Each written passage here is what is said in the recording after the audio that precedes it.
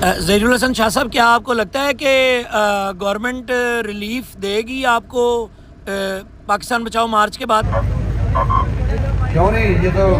کیوں ریلیف نہیں دے گی کہ یہ تو قوم کا اپنا حق ہے، بنیادی حق ہے، اور ہم قوم کے ساتھ کھڑے ہیں۔ اس میں کوئی شک نہیں کہ تحریک لبیک پاکستان کی بنیاد ہے،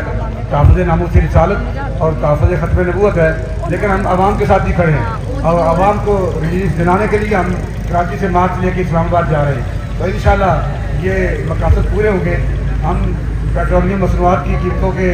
اضافے کے خلاف اور مہنگائی کے خلاف یہ مارچ لے کر نکلے ہیں، اور